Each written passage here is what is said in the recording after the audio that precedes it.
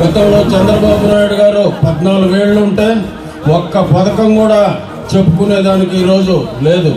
మన సర్వేపల్లిలో పనిచేసినప్పుడు అక్కడ పోర్టు తీసుకురావడం కానీ, పవర్ ప్లాంట్స్ తీసుకురావడం కానీ, అదేవిధంగా ఇతర ఇండస్ట్రీలు తీసుకురావడం కానీ చేసి ఈరోజు ఆ ప్రాంతంలో దగ్గర 30,000 మంది పనిచేస్తూ ఉన్నారు.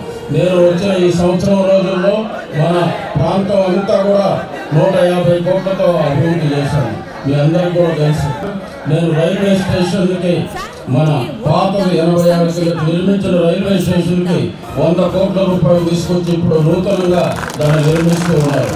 అదేవిధంగా హైవే మీద బ్రిడ్జెస్ తీసుకొచ్చాము. ఇంకా అనేక కార్యక్రమాలు చేశాం. మన నెల్లూరు పట్టణానికి దగ్గర ఈ 5 సంవత్సరాల్లో 100 కోట్లకు పైన మన పట్టణాభివృద్ధి సంస్థ ద్వారా నేను దాంట్లో మెంబర్ను కాబట్టి దాన్ని కూడా తీసుకురావడం జరిగింది. ఇట్లా అనేక అభివృద్ధి కార్యక్రమాలు చేశాం. ఎక్కడ కూడా ఈ సంవత్సరం రోజుల్లో అరాచకాలు కానీ, రౌడీజం కానీ, ఎవరైనా బెదిరించడం కానీ, పోలీస్ కేసులు పెట్టడం కానీ ఏది కూడా జరగలేదని కూడా మీ అందరికీ తెలియజేసుకుంటున్నాం. అందరూ కూడా జగన్మోహన్ రెడ్డి గారిని ఆశీర్వదించాలి.